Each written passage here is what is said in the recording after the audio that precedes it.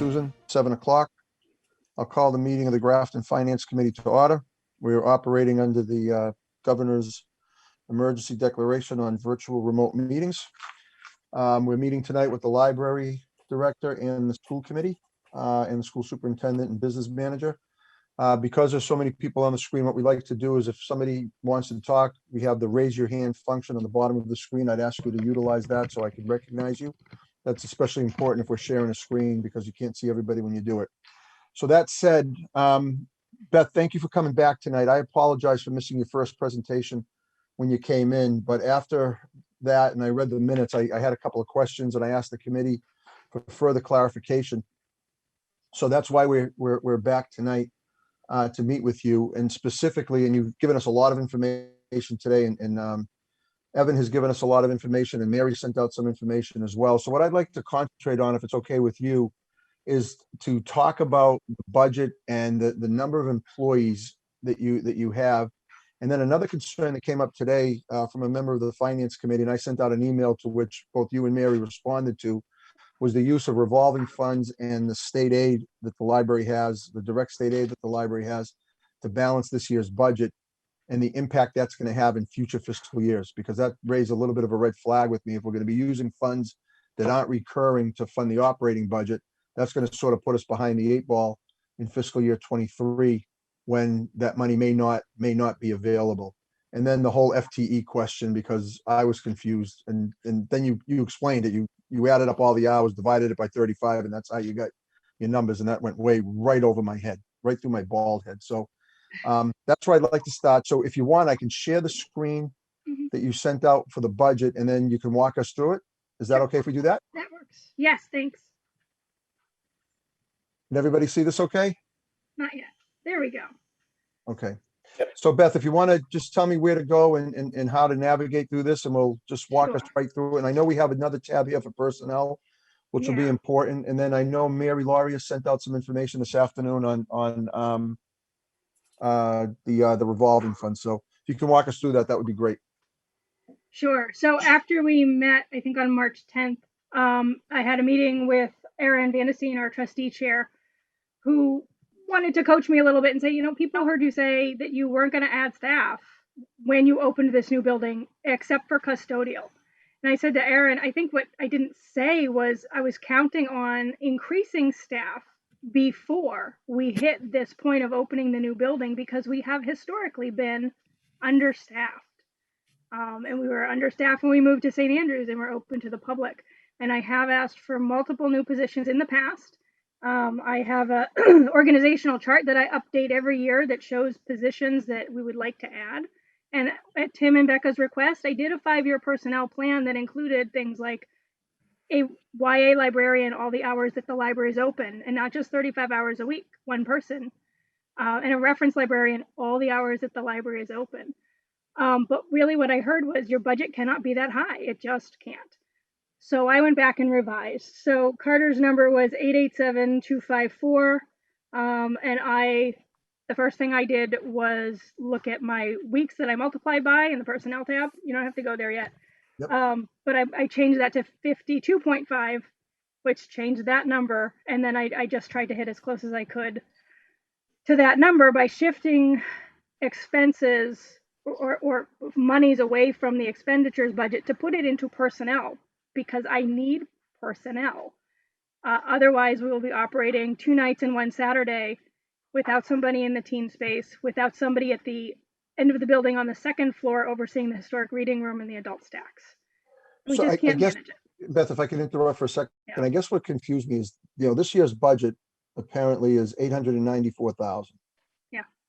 We're coming into the fiscal year 22, and we're actually decreasing your budget, but we're increasing personnel. Yes. Which means something has to give, and that's your use of the revolving funds and the state aid. Yes. So how much of that money are you using to offset the budget growth this year? So I've suggested up to $50,000. It may not be that much. It may not. So Mary Laurie has sent out to us all the revolving funds, which totaled. Mary, help me out. I can't remember. I don't have it in front of me right now.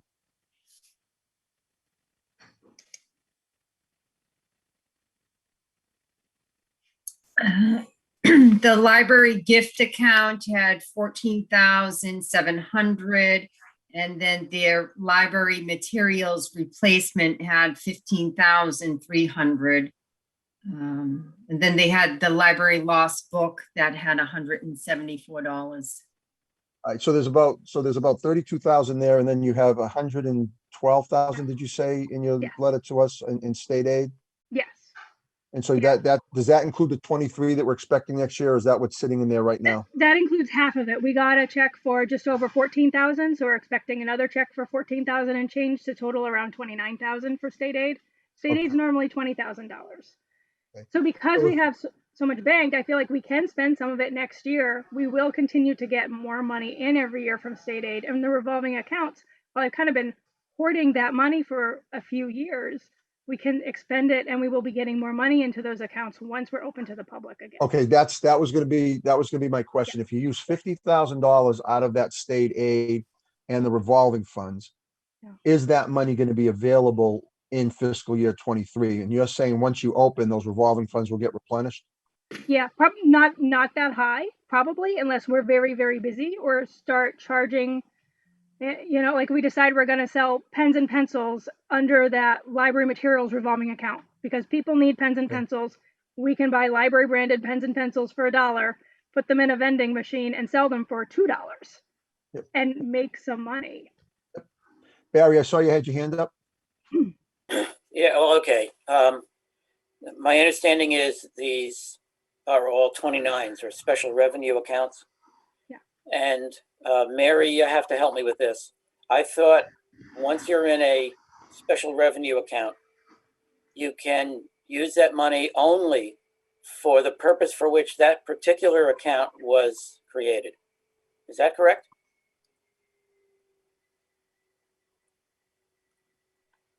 Mary, where are you? I'm thinking you're thinking about revolving funds. These are gift accounts. Right. So these would be special revenue. They're not revolving. And as special revenue funds or accounts, I thought they could only be used for the original purpose. No. So, for example, like your gift accounts, people just donate to the library. There's no special purpose. If there was a special purpose, I would have set up a special account for that special purpose gift. All right. But if it's just generalized gifts, it just all goes into one pot. Okay. For the library materials revolving account, we specifically wrote the language to say that it would help fund anything that library patrons needed to do their library business. So when you come in and you need to borrow a pen or pencil to make an edit, then it doesn't seem like a big leap to me that we could then sell pens and pencils. Right now, we took in all of that money from copying and printing and faxing. So then we use that money for the Xerox copier lease, for paper, and for toner. And we also have used it, again, we specifically wrote the article to create the account so we could sell earbuds and flash drives that people were asking us for, so we could sell them when they needed it at their point of need. And we were able to, like, we charged a little bit more money. Okay. And now we have $15,000 because the copier lease, we fulfilled the lease. So I've been collecting that money, but not necessarily had a lot of places to put it, especially being closed to the public. I haven't had to buy paper and toner and replenish earphones to sell them.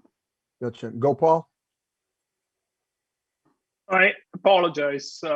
You guys are going at 100 miles an hour for me, and I can't even keep up with what is being discussed. Can somebody dump it down for me? So last time when Beth came, she said that she's looking for $50,000 more. Now we are saying we have found the $50,000. And Yep. if it is, where did we find it from? What is the impact? I think Mark's question is, what is the impact of finding that $50,000 from a revolving account? Because I'm just trying to keep up with all the emails that we got today. And so can somebody please dump it down for me? I'll try, Go, Paul. Basically, Yeah. what happened was Beth has available funds from the library gets direct state aid that goes directly to the library to be expended by the library trustees at their discretion. And that accounts about $115,000. They also have some gift funds, which they've raised over the years, that has provided about $32,000 worth of funds.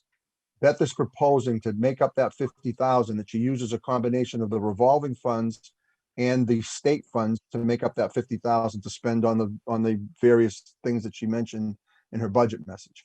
My concern with that is if you use that 50,000 to fund operating expenses this year, and that money is not available next year, where does that put the town? Now, all of a sudden, the town administrator is going to either have to cut the library, which means services are going to get cut, or he's going to have to come up with 50,000 someplace else to offset that lost revenue.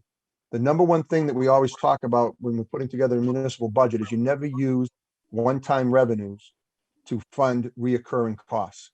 So my concern right now is that $50,000 going to be available in future years?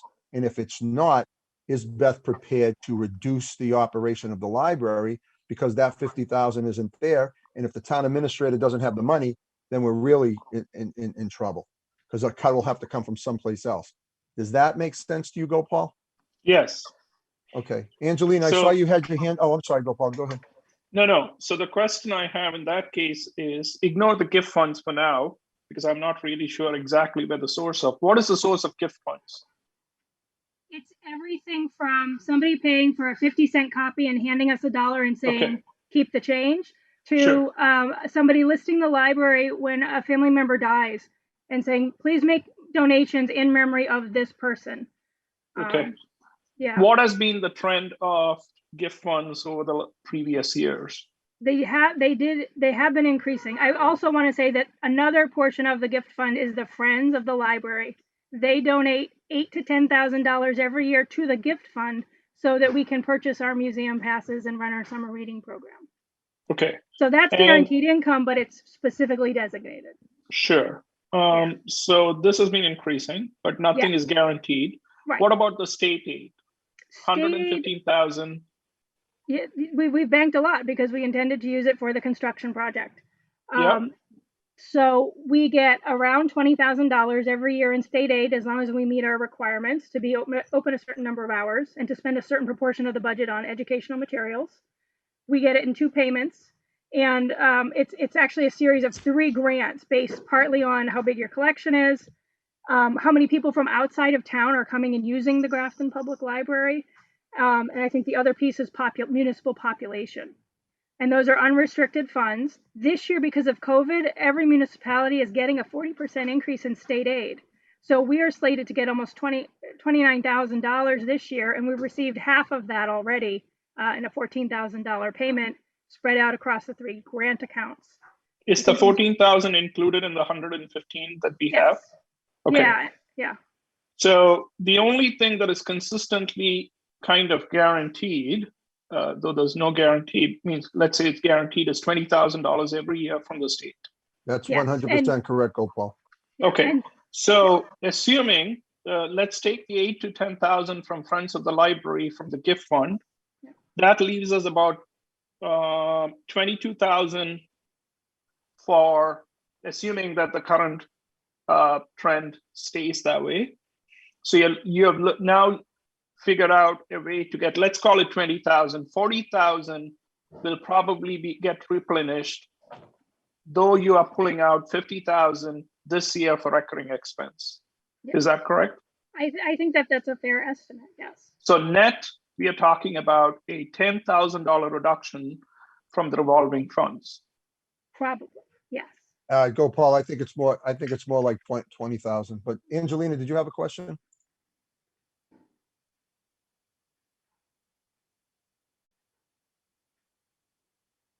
Angelina, you're on mute.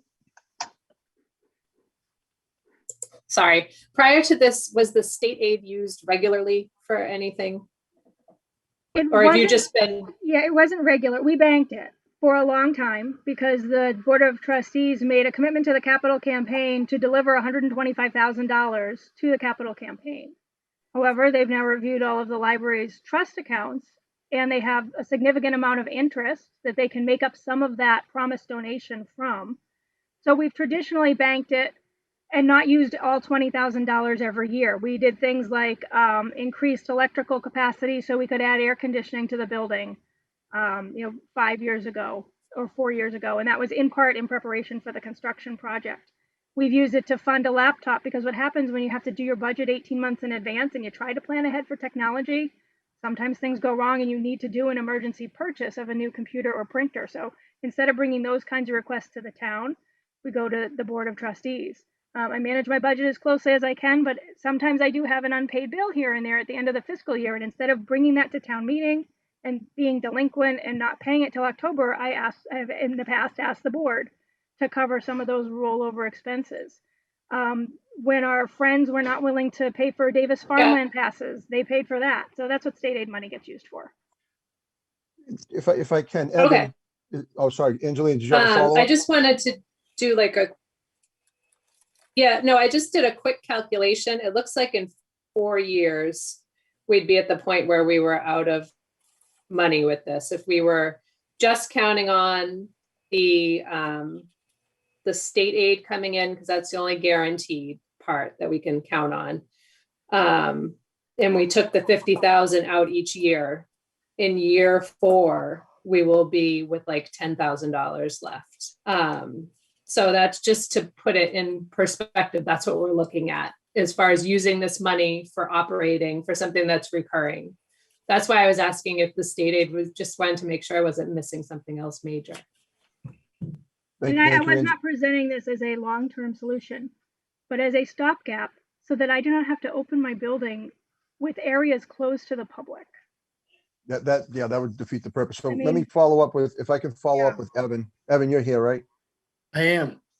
So if we go this route and we use 50,000 this year from funds, and if we follow Angelina's logic, is there a way to make sure that we continue to fund the library so that we have the budget will be able to be maintained? Because I agree with everything everybody's saying. The last thing we want to do is open up this building and then all of a sudden have to close sections of it. What's your confidence level? And I know this is putting you on the spot and you really probably haven't even had a chance to look at that, but what's the opportunity, or what do you think the opportunity is to make sure that we have that money for the library moving forward and not impact other departments like the school, police, fire, everybody else?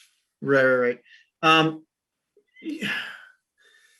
think the likelihood that we'll be able to meet the needs of the library as presented are pretty high. Mary and I spent most of the last 3 days trying to figure out some revenue glitches that were left over that we started to uncover as we move through the budget. And some things just don't make sense the way they've been doing it. So we're kind of revamping that. That said, it's my hope that, when we get closer to the end, and I know we've been talking about priorities, but the goal would be to take whatever we have left and push it towards the library to fill that gap. So if the gap's 50,000 and we come up with 27, we put 27 towards it. I think that's the best estimate / promise that I can make at this point. Would be that, I think we all recognize that this needs to be a priority, that you can't go from the space you had before to a 26,000 square foot building and not increase staff. Just realistically, Agreed. It just can't happen. So, that needs to be a priority. So I'm going to say I'm 72% certain we can do that. So go Paul, before I go to you, I guess the point is, Evan, is that you're comfortable going into fiscal year 22 using the revolving or the gift fund and the state aid to meet the needs of the library so that when it opens, we're fully funded. And then FY 23, it appears we can do 23 and 24, but you can start building available funds into the budget so that when that money goes away, operating tax revenue will be there to maintain the library. Is that what I'm hearing? Yeah. That And just to be clear, I absolutely hate that plan. I do too. It's a worst case scenario plan. And again, we've, and I don't want to beat the dead horse of, oh, I'm new, I don't know what I'm talking about.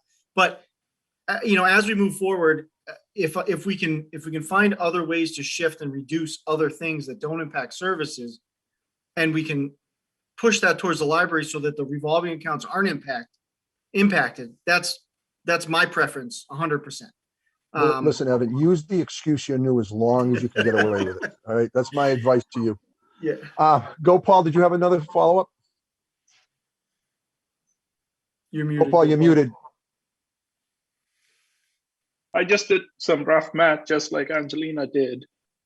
Assuming there is $0 coming in terms of gift funds, I think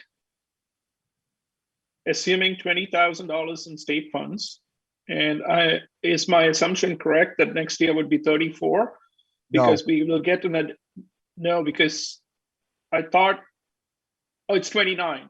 Yeah, but it'll probably drop back to about 23. 20. Yeah. 20 or 23. Unless tons of people from other towns come to see our cool new library, and then all of a sudden non-local circulation shoots through the roof, then the state will give us a little bit more money. Yeah, let's assume that none of that happens just to play it safe, right? The conservative estimate. I see that if you have $0 coming in through funds, through gift funds, then you're probably, as Angelina said, you're in year 4 or 5 before you have completely drained out the reserve fund. The other thing that I also wanted to ask is, does this budget assume income from renting out the teen room, or I don't know what it's called? Does that include anything here, or is that it's not a guaranteed income? So yeah, great question. So we're in process of having a trustee subcommittee work on a meeting room policy, and I have proposed that there is one policy that is for like local nonprofit government rec department use, and then a separate venue policy where we would charge, for a private party or a business to come in and do a seminar at a fee in off hours. I don't know yet how many times we could rent out the space where space is, and we're investigating what kind of charges we can impose on people. We might even have even if you're a nonprofit, we need $100 from you because we have to buy toilet paper. So we're investigating it, but I don't have an answer yet as to, community room A and B and the adjacent patio will bring in $20,000 a year for weddings. That's fine, but that is not included. None of that is included. Okay. But it can help in future years. Once they have a year under their belt, Gopal, I think that will allow it. Yeah. We have a few minutes left with the library, and I see one of our attendees has a question, so I'm going to allow them to talk and ask the question. So Dana Wilson, you had a question? Yeah, I'm sorry I came late into the meeting. I was doing some work. Is this, I just missed, is this just what we're considering for the next year? Is that what you're saying? This is the fiscal 22 budget, yes. Okay, and in how many years would this monies be coming from the state? It comes every year. I know, but how many years will we be giving it to the town to pay for the extra personnel? It's direct aid to the library. It goes directly to the library. No, it's really under the trustees, trustees control. The reason why I'm asking this is I just wanted to get a handle on it. So could someone explain that to me? Because point I want to make is that it's very important that this isn't something, if we have to do this for a short period of time, fine. But one of the reasons why the town has gotten so much grant money and just a lot of goodwill, including the $460,000 that we got in May of 2019 from the Mass Board of Library Commissioners as an early reimbursement, which is almost unheard of, is that we haven't really gone into state aid for personnel. We've gone into state aid. The trustees have given it for like specific things that emergencies or things that had to be done. Like we paid $40,000 at one point to get air conditionings in the old building, for an example, when I think that was when the municipal hall was being renovated, and we used some of their ACs too, but that's what we did as an example. So I just wanted, I missed the timeline. So I apologize. I was on library business.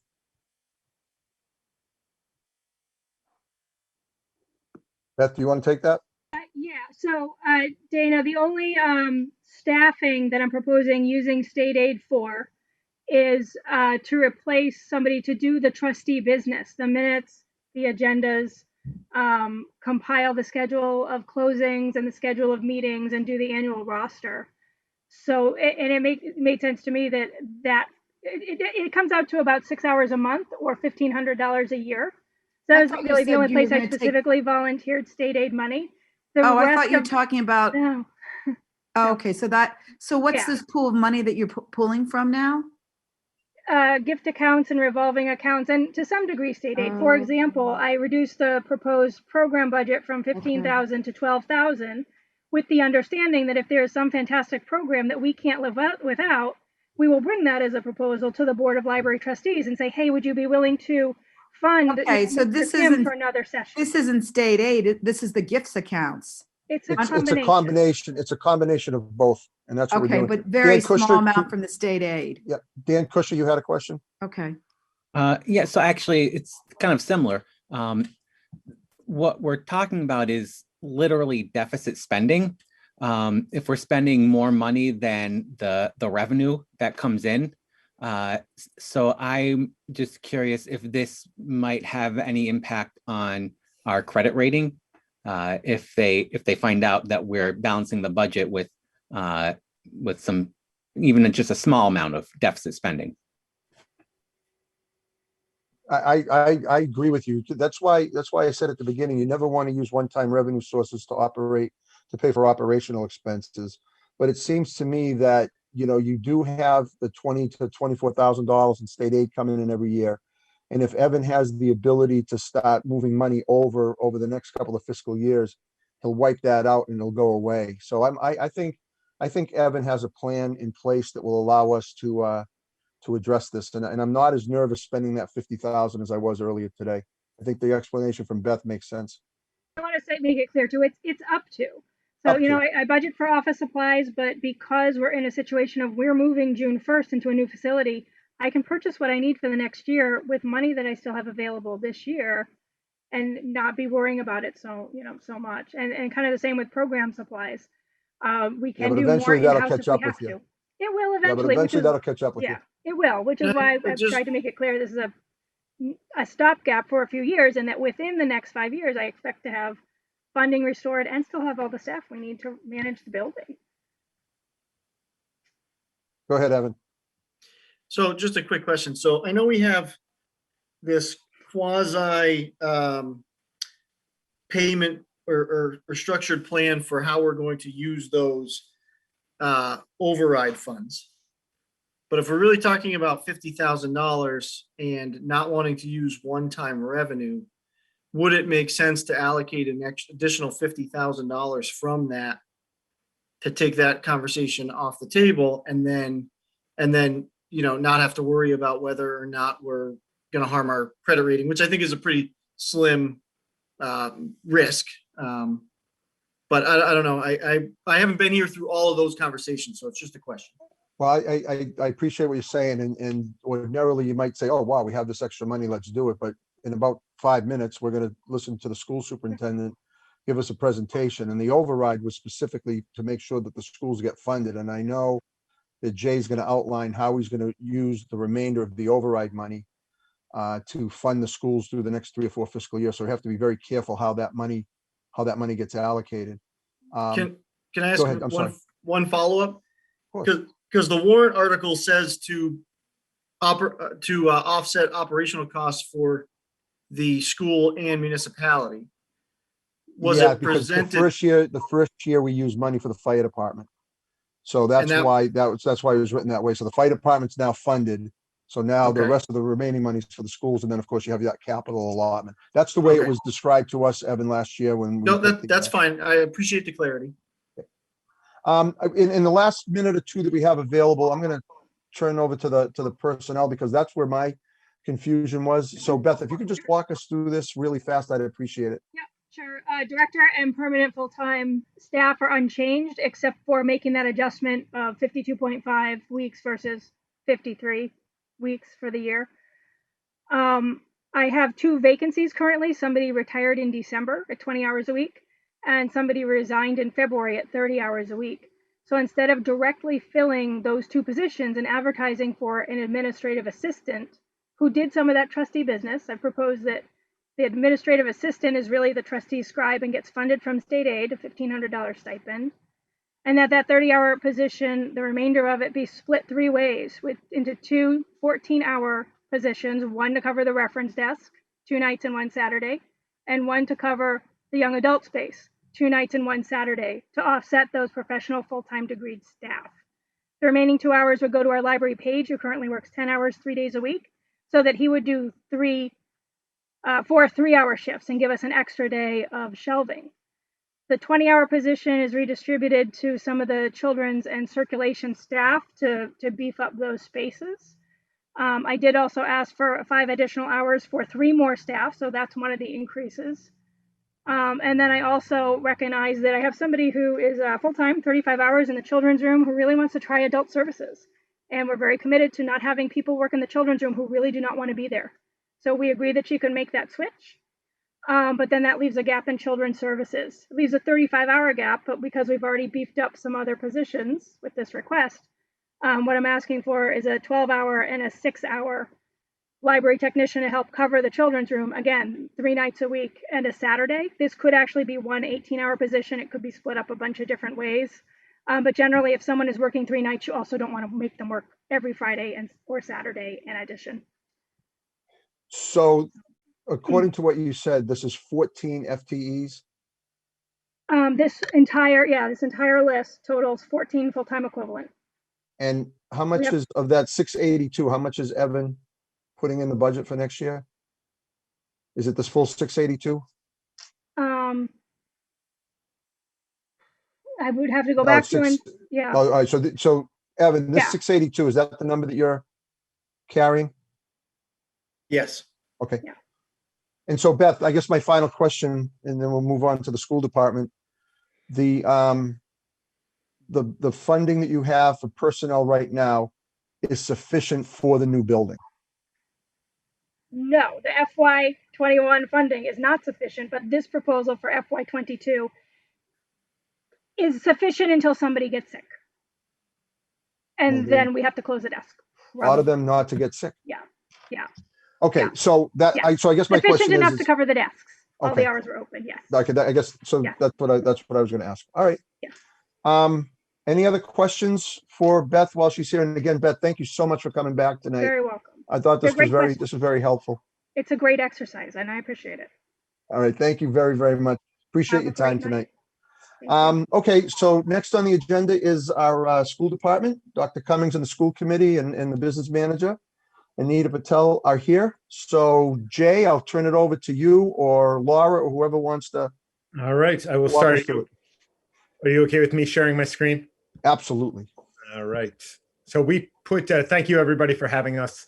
Nita and I and the school committee put together 9 slides just to provide a general overview, speak to COVID impact. FY21 was requested in 22, obviously. And then Anita's going to talk a little bit on 2 slides about that 5-year projection. Obviously, this FY21 has been a year like no other, and in this year, planning for next year has been incredibly challenging. As you're well aware, we've simply tried to apply our best thinking, take it basically on a day-by-day basis, and just keep working at it. And I'm feeling very good about where we stand in terms of planning for FY22. We've worked very hard to maximize our flexibility, obviously not knowing what's going to happen week to week, month to month, et cetera. And we have been obviously trying to stay within the override parameters as best we can in terms of our planning for the next few years. Oh. Sorry, give me 1 second. Okay. So for FY22, the preliminary budget right now has us at just over 39.7 million. That reflects an increase of 1,400,000 over FY21. That's about 300,000 less than was anticipated pre-COVID, like leading up into the override. But even with that, for a number of reasons, I think we're going to be in pretty good shape for FY22. We have a lot of things pending and a lot of unknowns, but with every day, we're getting a little closer to more definition to a number of the questions that are out there. Obviously, the FY22 state budget is coming together. There is additional federal funding on the horizon. We don't know exactly how much we're getting. We think a little over 500,000 for the schools, and obviously more on the town, to the municipal side or the town as a whole.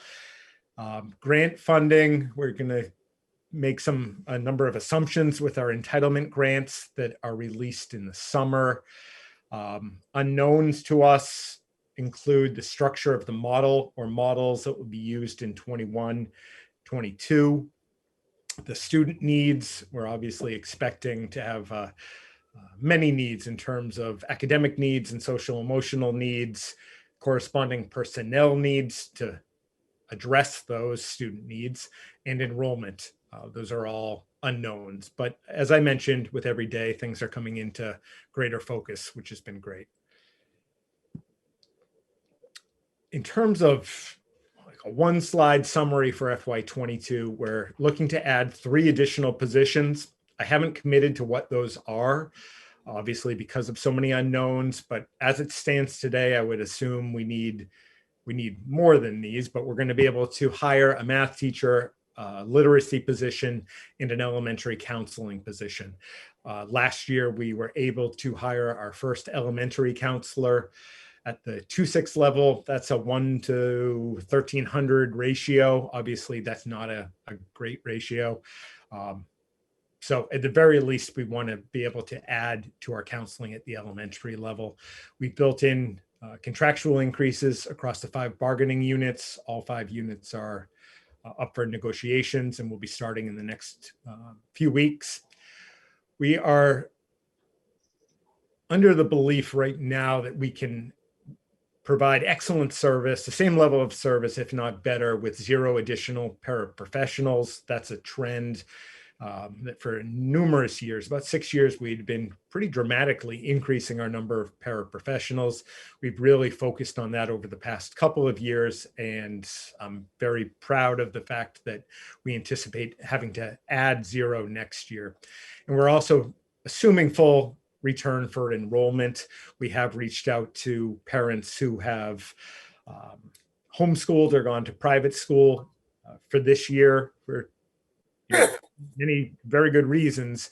And right now, it looks like the same numbers that left plan on returning next year. So that's great for us. And we lost 0 students out of our school choice program, which is almost unheard of. And so that's been great too. That's amazing.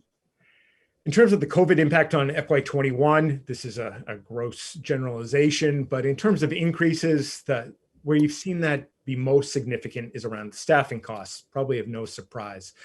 So we've hired staff largely with COVID related monies for this year. But certainly COVID has resulted in increased hours, a lot of changes that obviously come with a cost. Just this past weekend, we had our custodial staff work over the weekend to move a ridiculous amount of furniture to prepare for students to return in April, all the way up through 8th grade.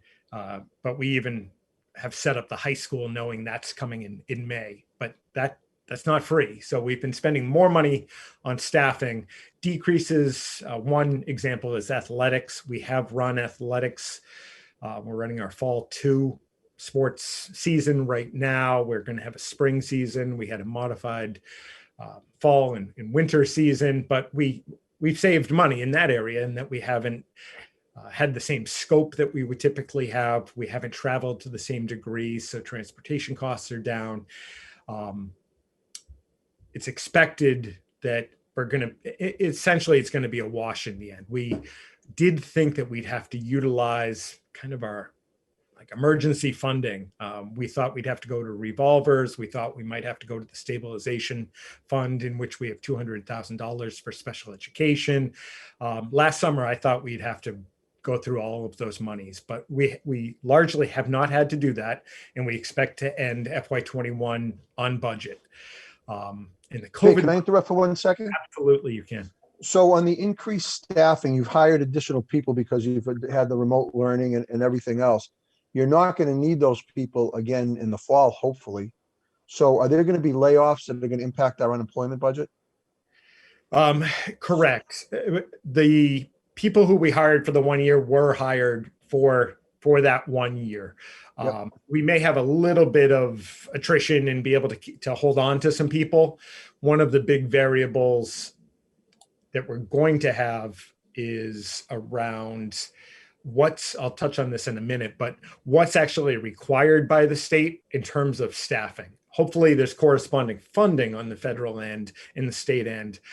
But if we have to we've dramatically increased our nursing staff, for example. We typically have 1 to 1.5 nurses per school building.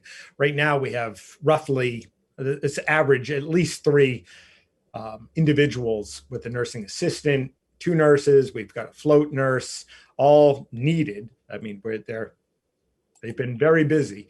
But do we have to keep any of that next year? So that's what we're not quite sure, how many people from the 1 year staffing are going to be held into next year. Thank you. Thank you. Sorry to interrupt. Oh, not a problem at all. And I should have said that from the outset. Feel free to interrupt anytime. So those COVID monies that we have received have obviously been invaluable. We couldn't have done what we've done without those monies. They're almost across the board could only be spent on that 1 year staffing or short-term staffing, PPE needs, and technology that was connected in some way to remote learning and hybrid learning that we've provided. So obviously it's a huge impact from 21, but things have largely, knock on wood, worked out budget-wise so far. In terms of looking ahead to FY22, I just touched on some of this. We know that we're going to have to provide programming over the summer that exceeds what we typically provide. And we typically provide very robust summer programming for special education, Title I, a whole host of programs for students. And we build that up and it's been great for us. We know we're going to have to go above and beyond that. They haven't said what monies are to be used for that, and they haven't given us a scope for that. But that's coming up quick. So that's very much on our minds. The beginning of FY22, we know we're going to need to provide math and literacy supports that are, again, much more robust than what we've had to provide in the past. We assume we're going to have to provide special education remediation programming. But with all of these, and I sound like a broken record, we just don't have any definition on what that has to look like.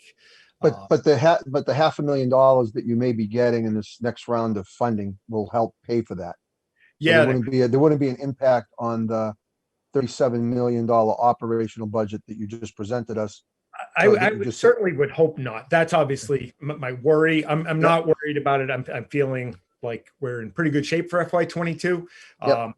But that 500,000, while it sounds like a lot of money, if you look I'll at go fast. things on the left, and let's pretend we have to keep half of the additional nursing staff that we hired COVID related, and maybe half of the custodians, assuming they're going to keep the cleaning protocols.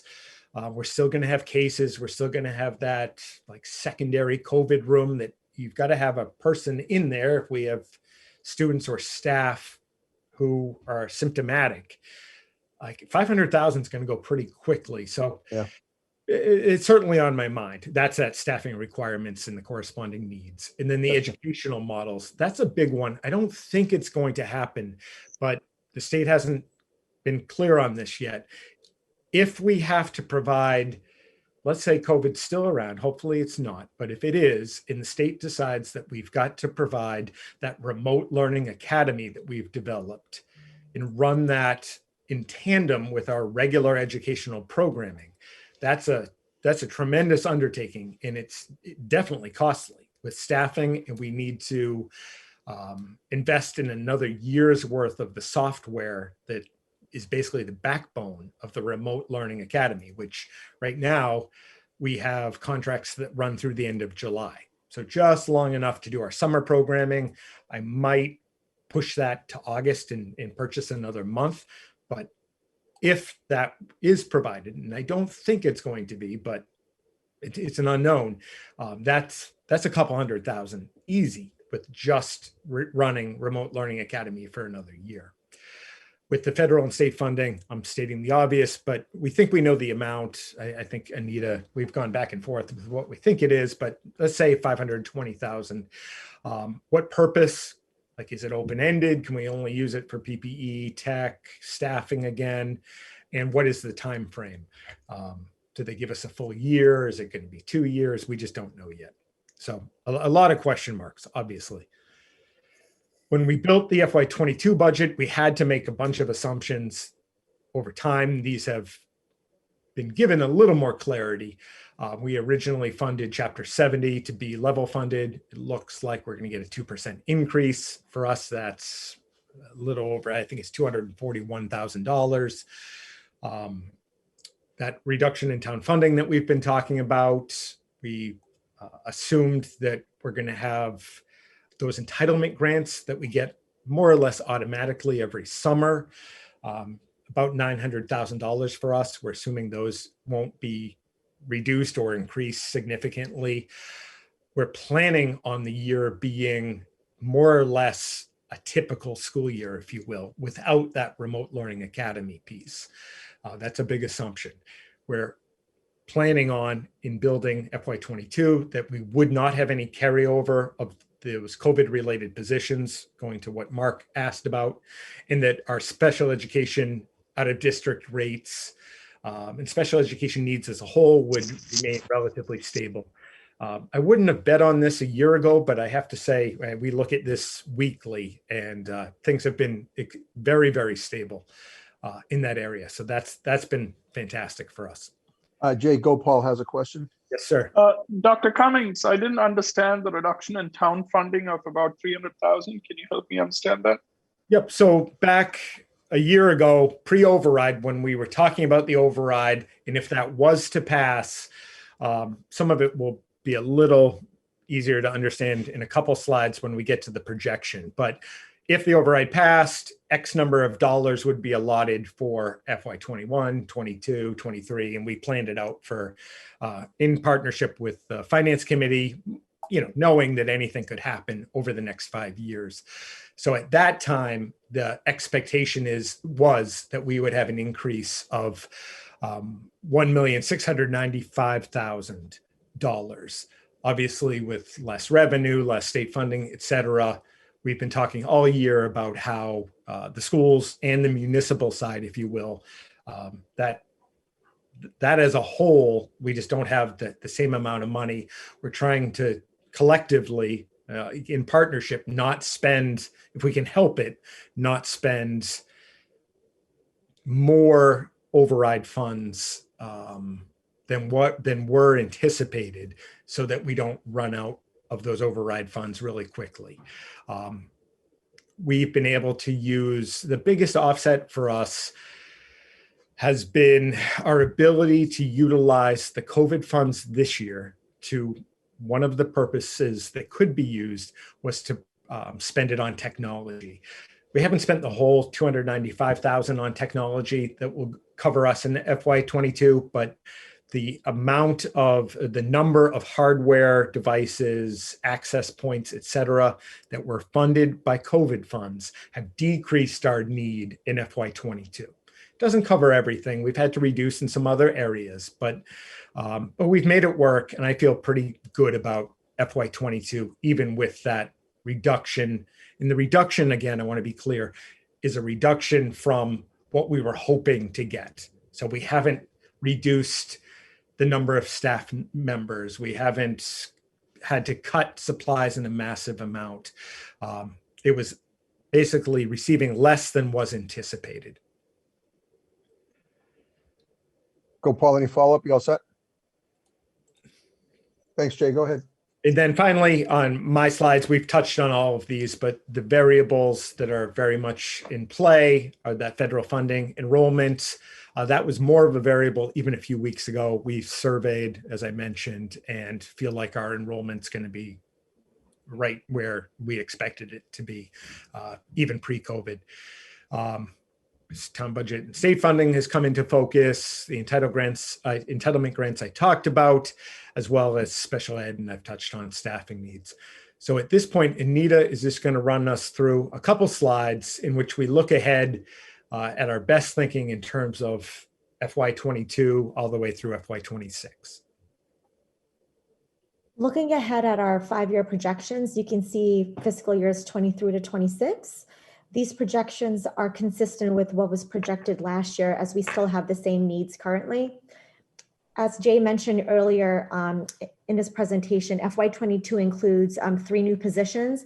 And then moving forward, we added 1 new position in each fiscal years from 23 to 26. If there are any mandated needed positions, for example, in special education, then that 1 position will go to special ed. And if not, the school will be strategic in what position we need in order to move the district going forward. The increases you see from year to year include any contractual salary / expense increases. And then the slightly higher need from FY22 to 23, that stems from the appropriation difference from FY21 to 22 that Jay spoke of. And this slightly additional allocation should be sufficient to cover what we had to cut for FY22. Jake, oh, okay, perfect. If you look at the bottom column going across under override funds, you can see in FY21, we were allocated $381,000 of the override money, of the $3.2 million override money. We're not sure what was allocated for our FY22 budget, but moving forward for FY23 to 25, we need those numbers that are in the bottom cells right there. And then, So Anita, can I interrupt you for a second? So this year, we don't know exactly how much we set aside. The total that we used of the override this year, I believe, was $871,000. Some of that went towards fire, some of that went towards schools. So is there a way to figure out how much of the regular levy went to the schools so that we can understand what the override is doing? Because when I look at FY26, we have a $1.7 million need. Now, all of a sudden, there's no override money left. How much of the regular revenue within 2.5, exclusive of the override, is addressing your budget? Evan, is there a way to do that? Yeah, so that's kind of what I was alluding to before with the revenue woes we've been trying to figure out. Yeah. We're trying to do a better job of figuring out how this budget was built with how it separates out between what we did with our levy capacity and then what we did with the override funds. And it hasn't been really extrapolated clearly in the budget. So that's what we've been working on. That's an important number to understand.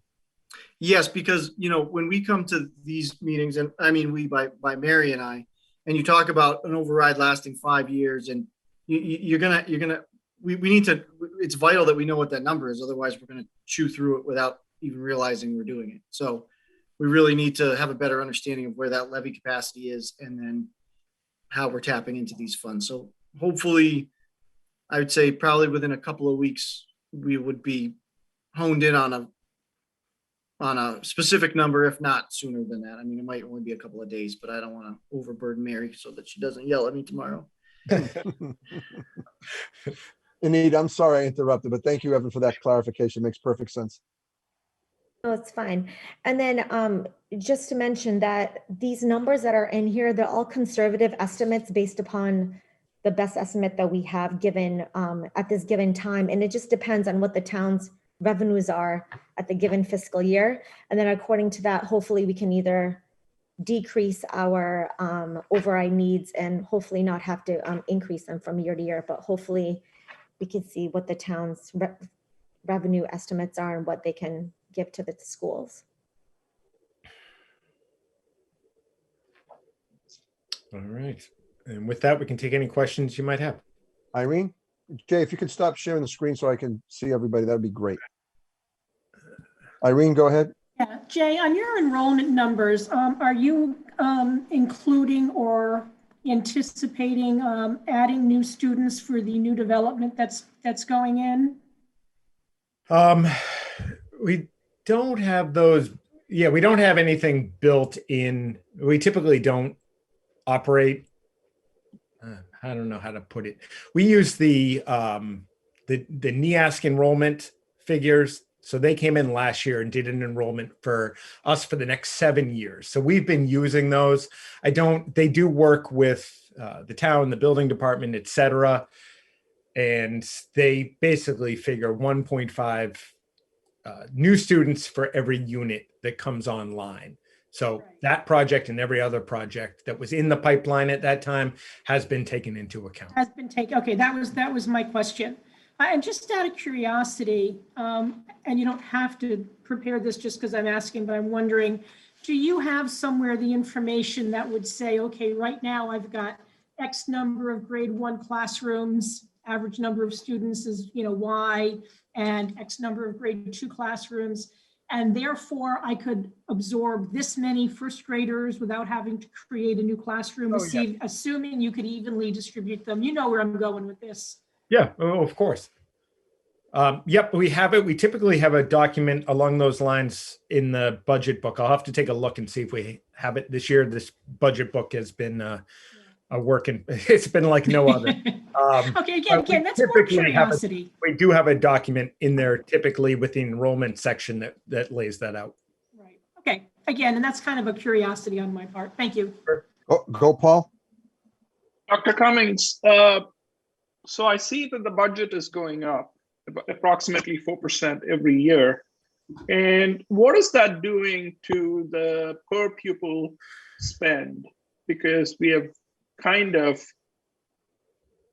infamously been at the bottom of per pupil spending for a while. So I'm hoping that we are climbing up, or is that a wrong assumption? It's a wrong assumption. Mark, are you okay with me sharing my screen again? You can, of course, Jay. Okay. Just as in the backup slides, I always put extras. I think I have one on this topic. It's not totally up to date. There we go. So this is from, these numbers are from, I think it's 2018. 2019 was released maybe a month ago. So I will update them. We're so far behind. Let me see if I can explain this. The town's like incredibly generous, and override's fantastic. It's hard to have people to get an understanding across it, how low we are in comparison and how much money it would take to really move us up that ladder, if you will. So there are, let's say 326 districts in the state of Massachusetts. We're in always between dead last, which was like 6 years ago or 7 years ago. I think the highest we've been historically is maybe 12th from the bottom out of 326.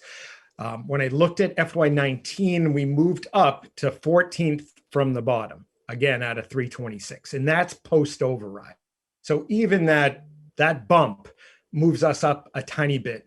In actuality, and I will break this down and I'll be happy to give a report on it. It's really not that we moved up, Gopal. It's that other districts didn't get overrides, fell apart, and we passed them by default, if you will. So if you take per pupil, and again, FY18, it's almost going to be no difference between FY18 and FY19. But looking at FY18, when you take the per pupil amount and apply it to Grafton, so these are the different per pupil amounts, which effectively takes out the number of students that you have in a district, and you apply it to Grafton, you can see on the right-hand side how much it would take every year to get to that level. And what's important is when you look at how far behind we are in terms of, these are all just area towns, not handpicked in a way to make it look bad or something. every one of those, including Westboro, which is considered like the Beverly Hills of the area in terms of per pupil spending, are below the state average. So you can imagine the numbers we're talking when you look at the upper end, Dover, Sherburne, Sudbury, what have you. I typically, like, I won't be riding per pupil, and people, I'm sure those who aren't big fans of the school don't like when I talk about it, but I use this anytime that we have to go for an override or we're looking for funding, because I get it. In the confines of Grafton, the schools have the most money, have the most spending, have the most energy costs, have the most everything. I get that, which is par for the course with every district. I try to use this to show just how far off we are and how fantastic a return on investment we provide.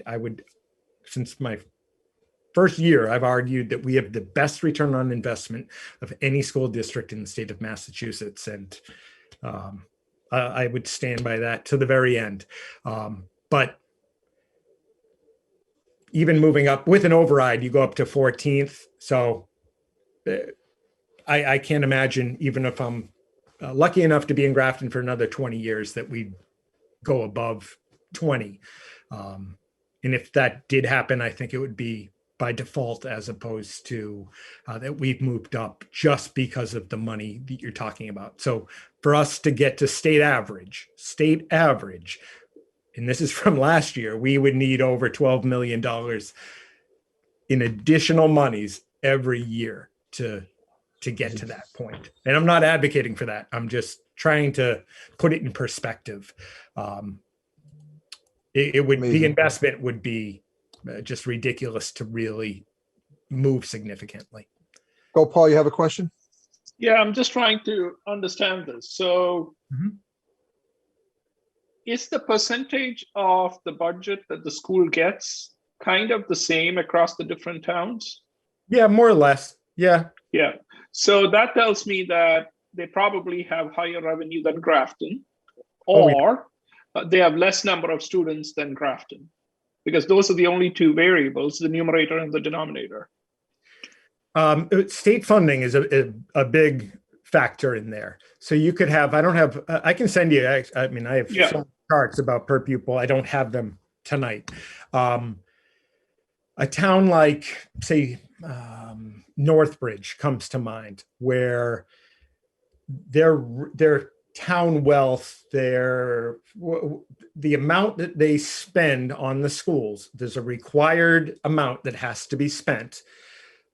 I don't know of a district in Massachusetts that doesn't exceed that minimal requirement.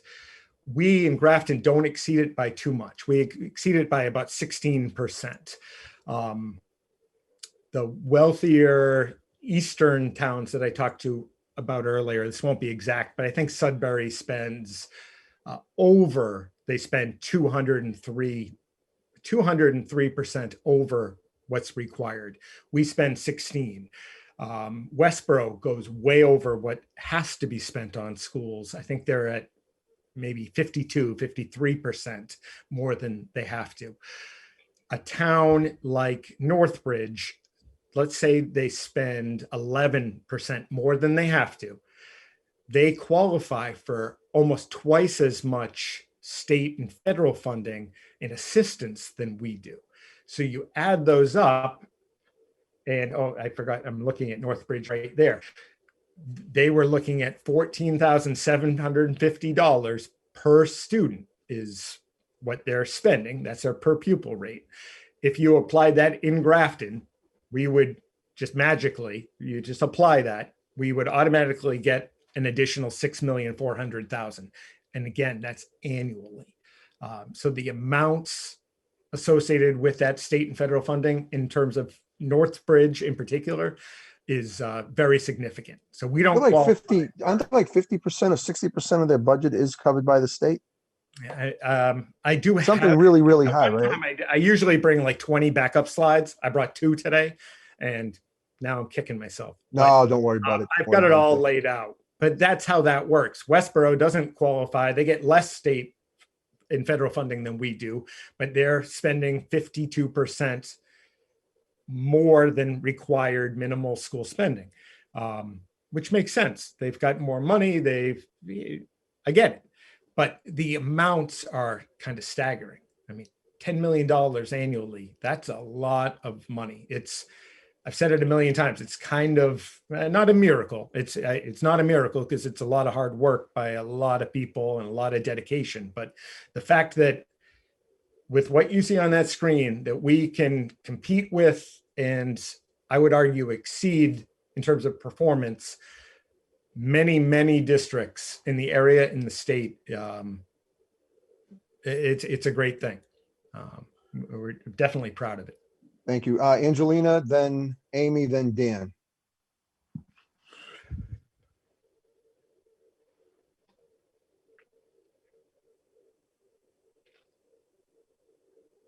Angie, Oh, there you go. I muted myself, sorry. About the school spending, I would encourage you to look at the Grafton Sustainability Committee's report on it.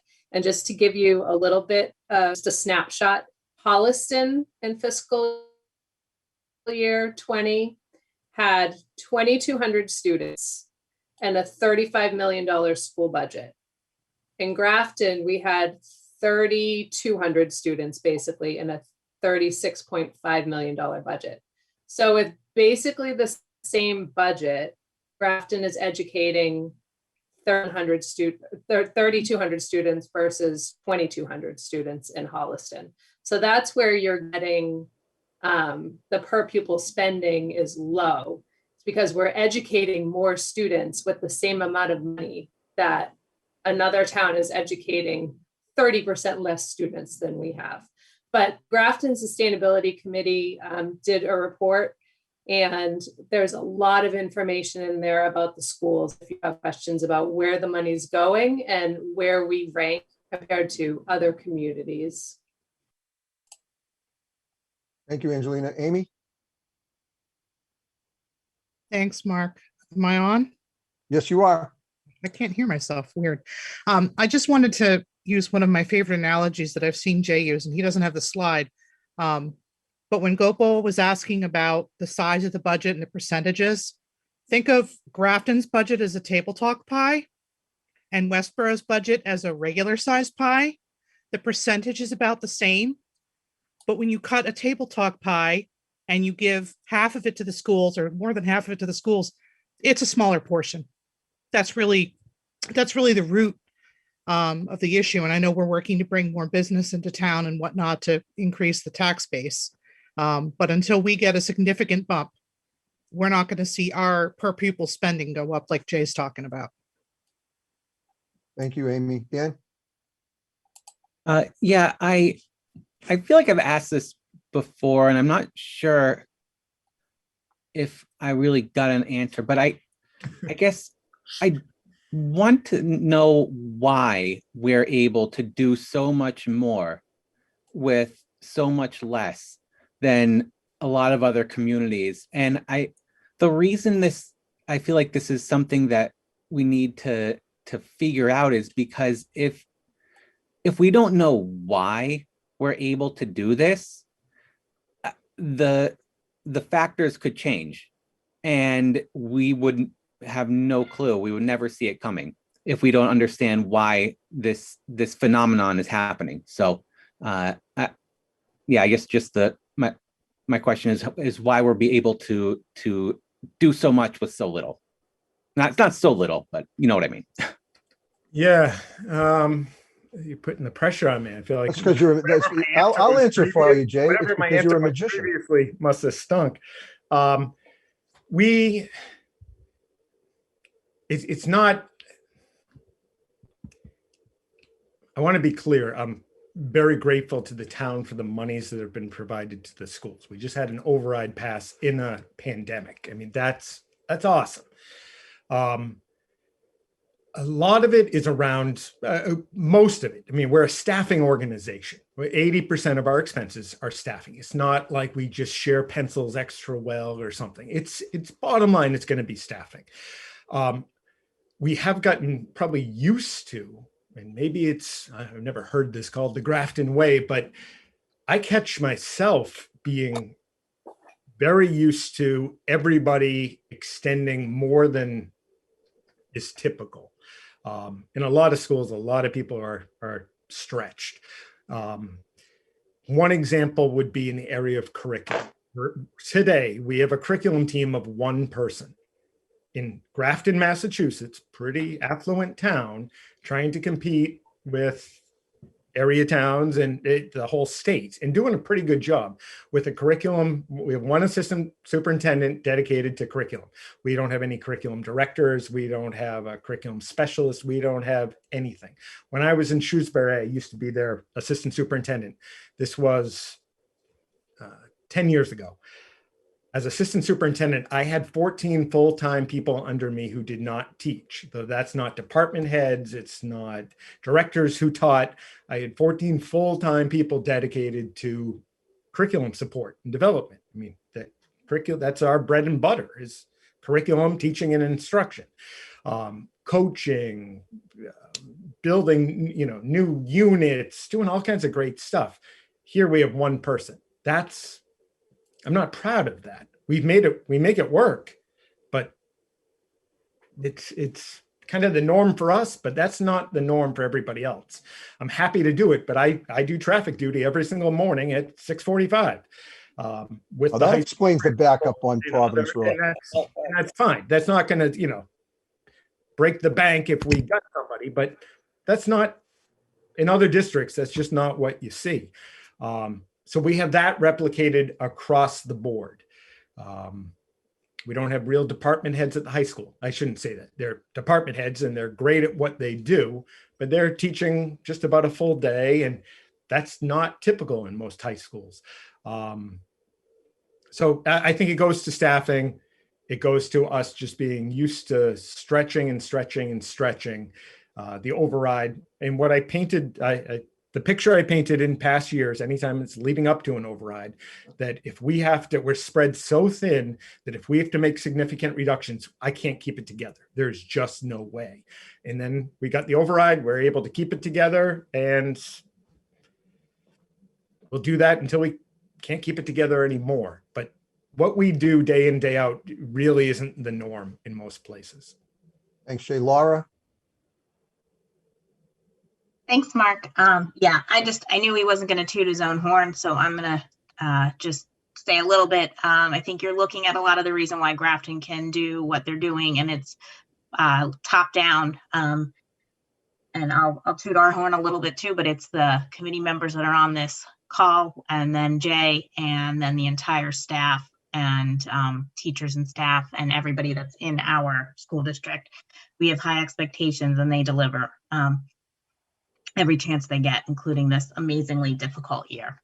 So that's why we're out there advocating as much as we can for funding. And that's why you see us, every 4, 5, 6 years trying to get what we can for this district, because we know we'll take that money and we're going to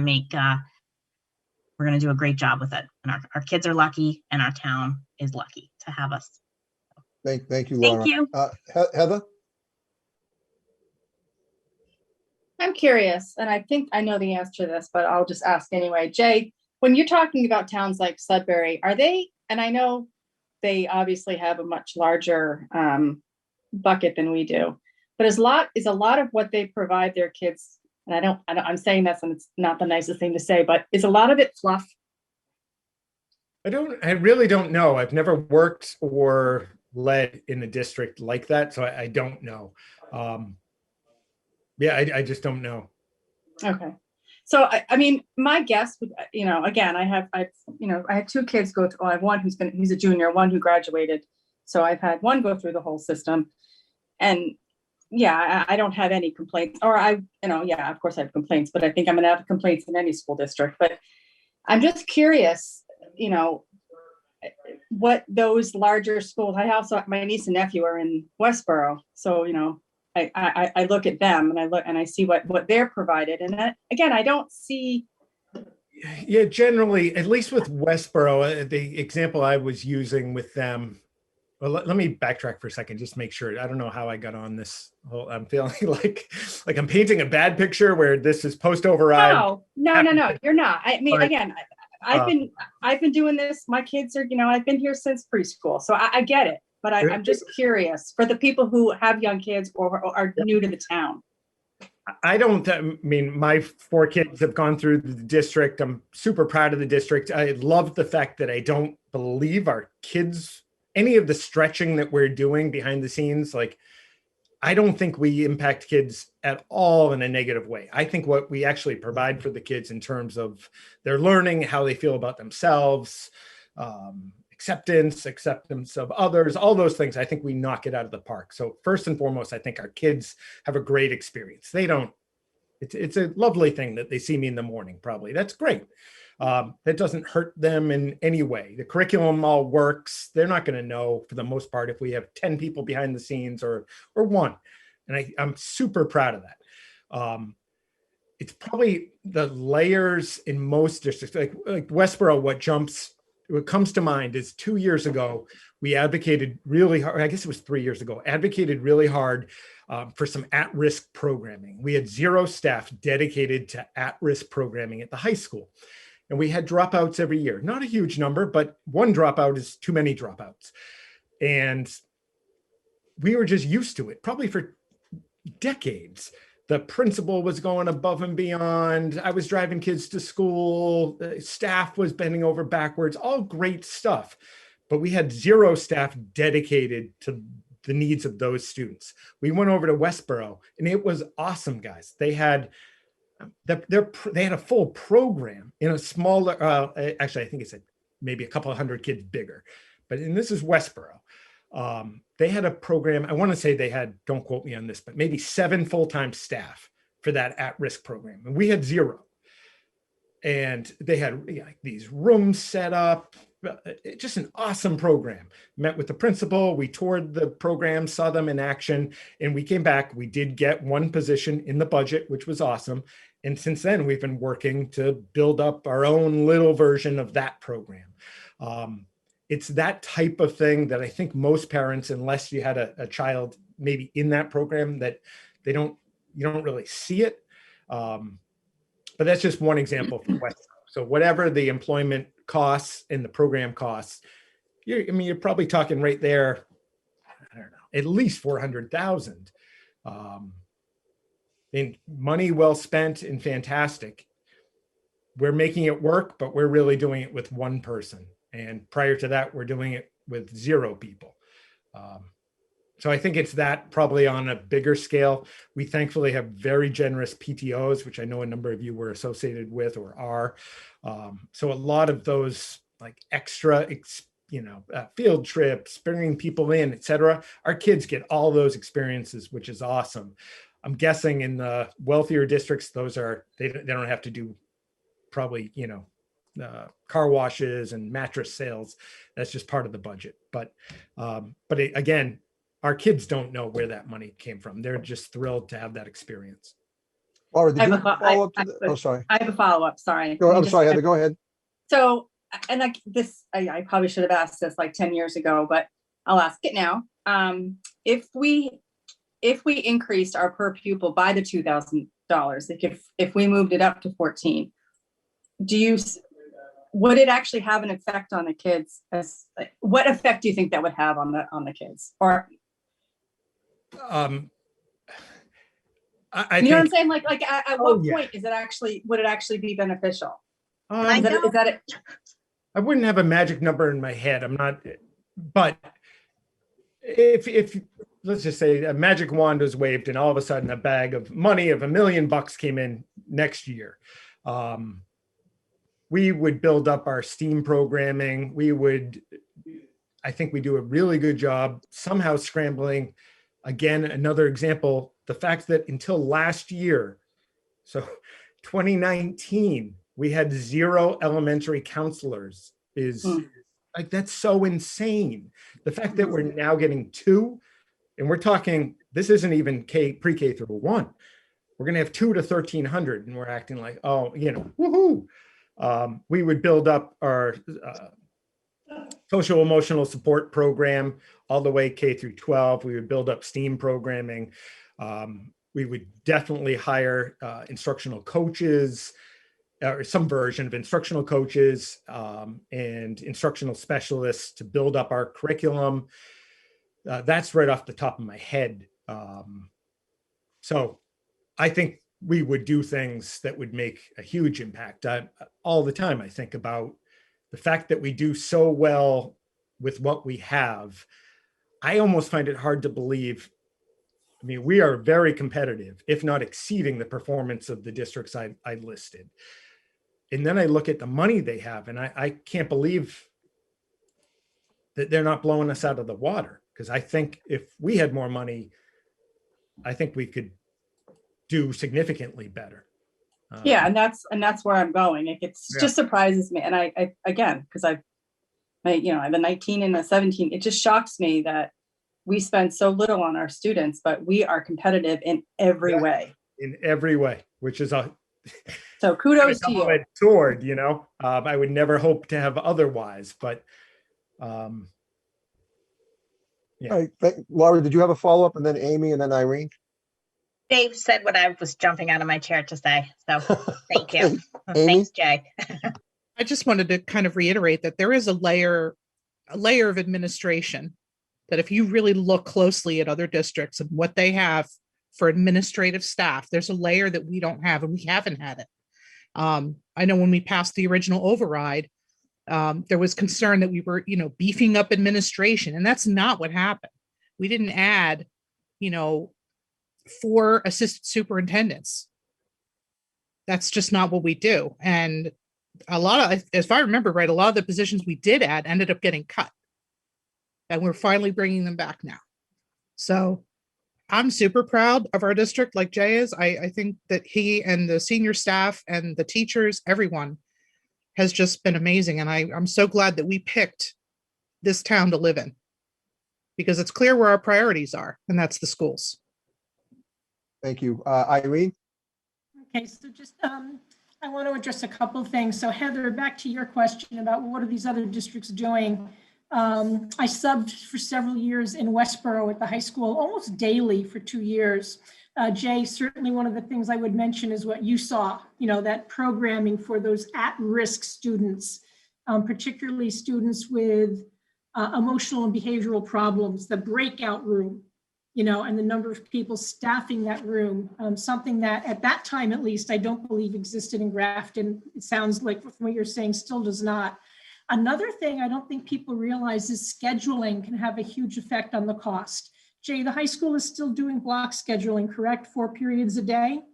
That means that every high school teacher teaches 6 classes, okay? Whereas in Westboro, they only teach 5 because they do 7 periods, but they only do 6 periods a day. Every day there's 1 class that doesn't meet.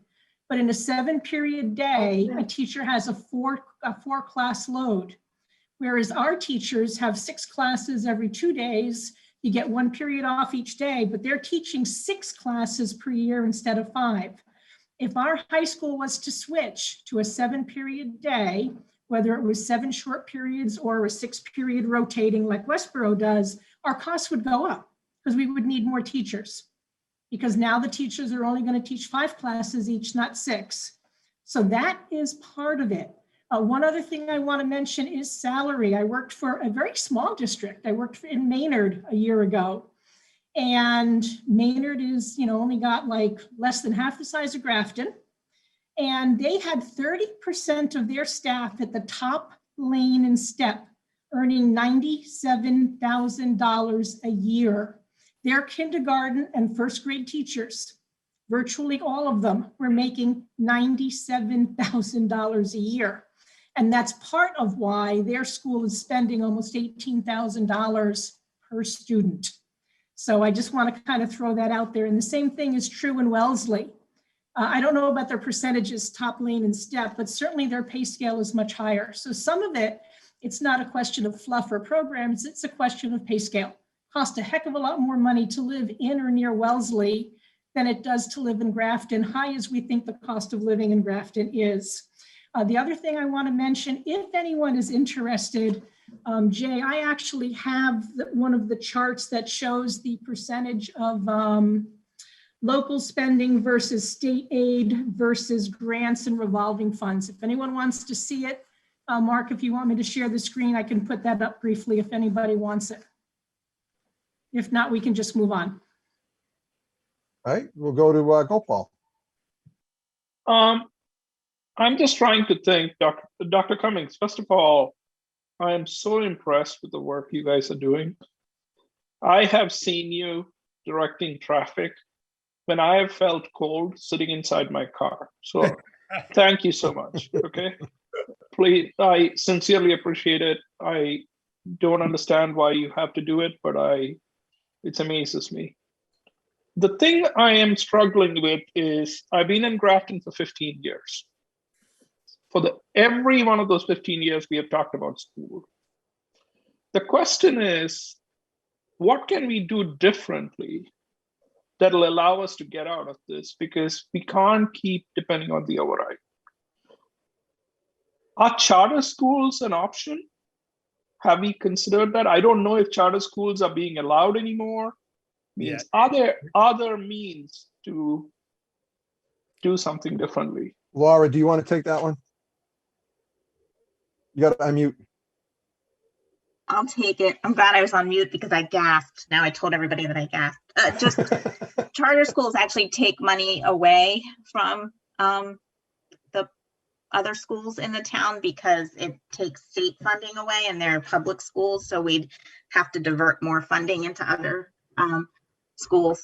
So, and I will just add, even though I didn't before, I mean, we could definitely figure out wonderful ways to enhance the education of all our students if we had more money. And in ways that maybe our kids are being left behind, as some of those districts have later start times. We couldn't implement that because it was going to cost $250,000. I mean, we have to make smart choices. That's our jobs. We do them very well. So I always invite you all to come to our school committee meetings where we talk about things just like that all the time.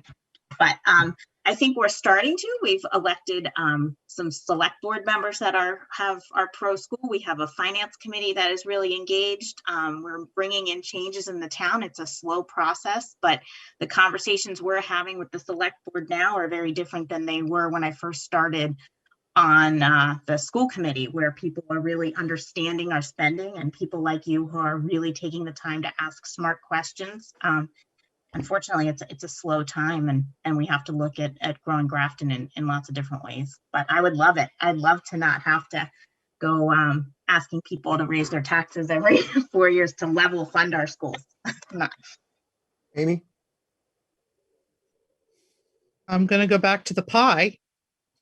When we have a bigger pie, we can take a bigger piece and give it to the schools. Until that happens, we're kind of stuck. And I know it seems like we've talked about schools for 15 years. We've talked about schools for 22 years. That's how long I've lived here. It's an ongoing conversation. It's ever changing. Angelina made a great point earlier about the Grafton Sustainability Commission. I'm also on that. I'm the school committee rep.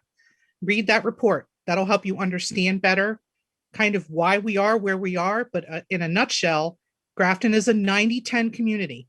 So 90% of the money comes from homeowners and their property taxes, and 10% of the money comes from businesses.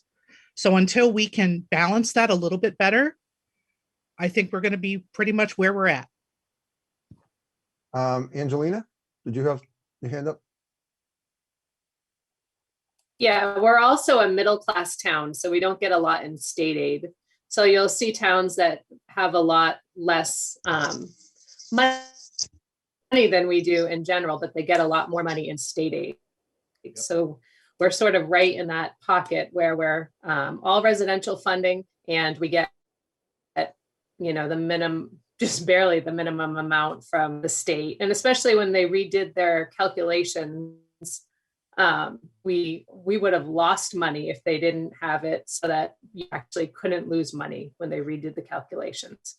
But we're very much a middle-class town who wants nice things and can't afford them. That's dead on. Very well said, We Angelina. are. So Jay and the school committee, thank you so much for being here tonight. I just want to Very sort of much. wrap up and bring us to a conclusion to make sure that we all understand where we're at. The budget that you're presenting tonight, that you presented tonight for fiscal year 22 meets the needs of the school district. There are some uncertainties because of COVID and whether or not you're gonna be back in the fall and everything, but if your assumptions come true, the money that the town is setting aside for the district this year will maintain what we have and we will not take a step back. Is that a fair assumption? That is. Okay. So then based on what Anita presented over the next 3 fiscal years, as long as we have that override locked in and town revenues steady, or maybe we get a little bit more revenue, the school district should be able to maintain for at least the next 3 years based on the override that was passed. And That's you're correct. comfortable with that? Yes, sir. Okay. That's perfect. That's what I was hoping to hear. And then, once all this marijuana money comes in and these other developments happen, we'll get you that $1 million in the Perfect. 14,000. I will make sure it's spent very well. I'm sure you will, Jay. You do a great job. Thank you so Don't much. forget And- UPS. Thanks Oh, for having yes, that's right, Dan. Thank you. Forgot about that. School committee, superintendent, business manager, everybody, thank you so much for being here tonight. This was great, a great discussion, great information, and I hope people get a chance to watch this and understand how great our school district is. It's an awesome district, and there's no doubt we get a bang for our buck like no other. So appreciate your time tonight, and we look forward to working with you again and seeing you again. So thanks, everybody. I appreciate you being here. Thank you all. Thanks for having us. So going to the finance committee piece. Evan, we had talked on Saturday about our schedule moving forward for town meeting, and we were looking like we weren't going to have to meet again until May after tonight, unless you had a budget update you wanted to give us. So I know Susan wanted me to go over the schedule to make sure we're all on the same page, but where is that at? Are we still looking at does the May schedule? Have you had a chance to look at that? Is the May schedule the schedule? Yes, we're perfectly fine with that. Okay. Well, let me see. Mary, we're perfectly fine with that, right? Okay. So, I- so it seems to me that your budget is in pretty good shape. Going, now that we understand the library situation, although that $50,000 Evan scares me, and I think it scares some other members of the yeah, finance committee. we'll figure it out. I don't know what else to say. I mean, we'll figure it out. Okay. Every time I come on this FinCom meeting, my budget gets worse. I gotta find more money. Well, maybe does that mean you're going to stop coming to see us? It might if it costs 50 grand every time we jump on this Zoom. Well, that's But, why when I saw, and I have to thank Angelina, because when I saw that budget today, Angelina shot me a message and asked what something meant. And then when I looked at it, I was like, whoa. And that's why I sent the email that I sent, because I was confused using, I hate, you said that one-time revenue for operating expenses is just not sustainable. You just don't want to do that. No, I mean, well, we've got some ways to be creative around that a little bit, as I'm sure you do as well. But we'll figure it out. There's no doubt. So are you going to want to, Evan, are you going to want to meet with the finance committee prior to the warrant? You want to have another budget meeting with us in a couple of weeks or something, or? Yeah, I think that would be good. Okay. I think that would be good. I think that would be helpful.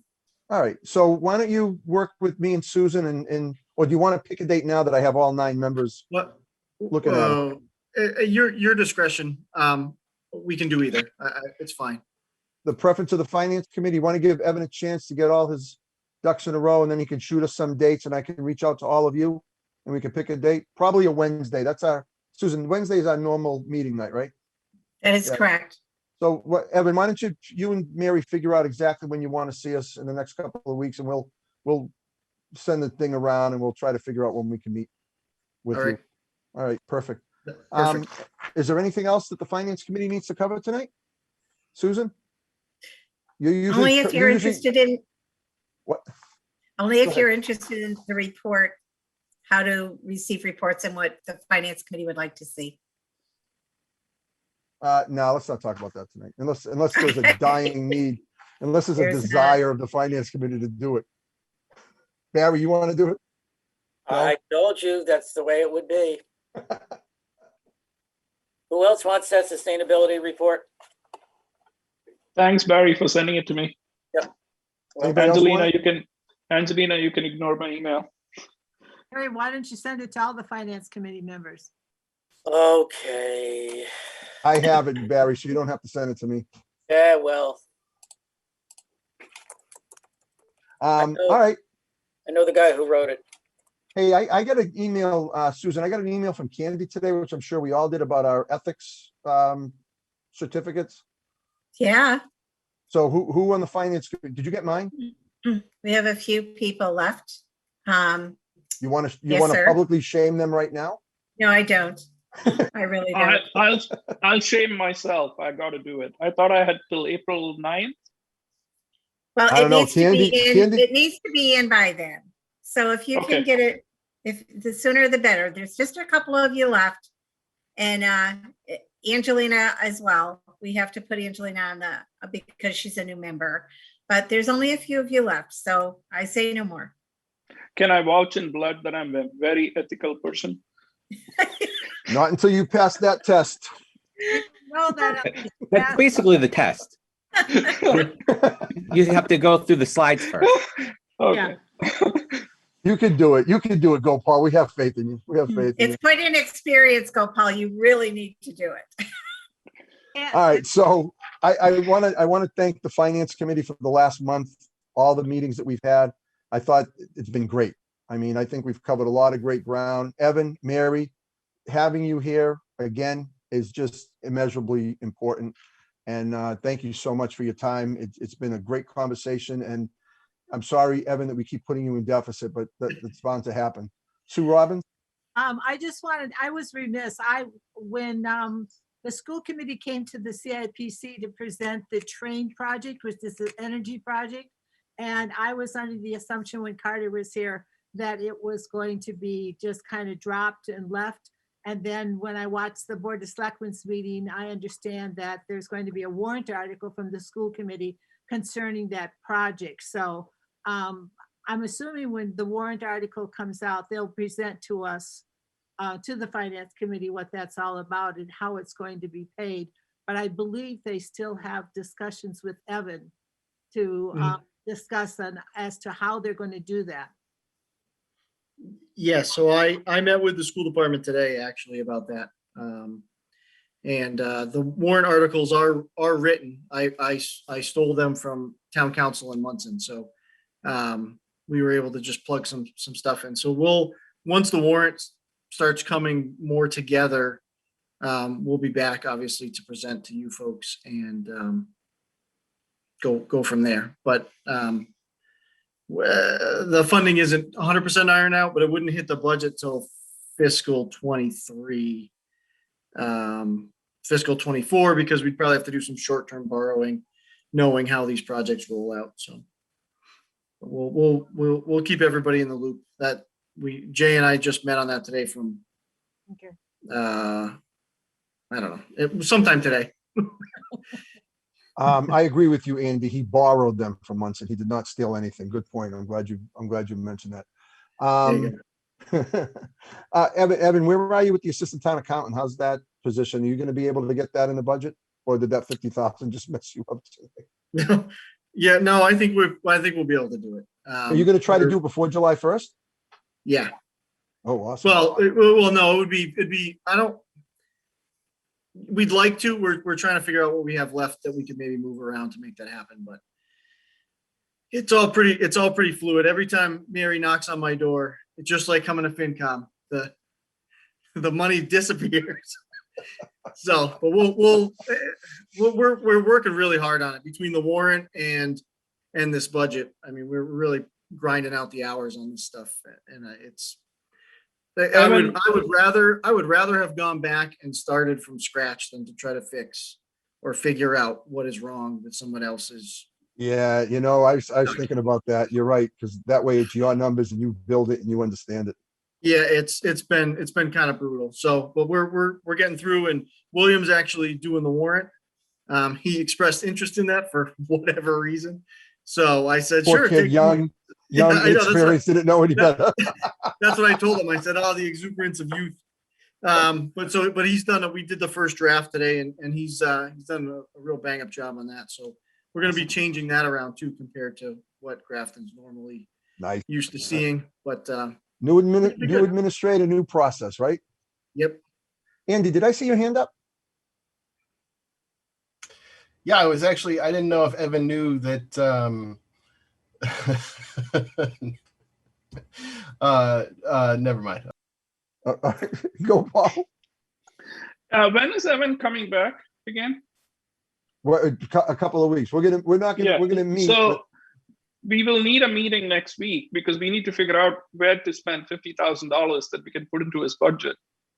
Yeah. Because every time he shows up, he says he loses 50,000. So So we're gonna meet without him? Is that what you're saying? yeah, we have to meet before him so that we can drop it on him when he comes back next time. Fair point, fair point. All right, is there anything else? All right, everybody, great meeting. Thank you for being here. Evan and Mary, as always, thank you for your time. I really appreciate it. Thank you. We will get back to you with a date. So we'll declare us adjourned, everybody. Have a great night.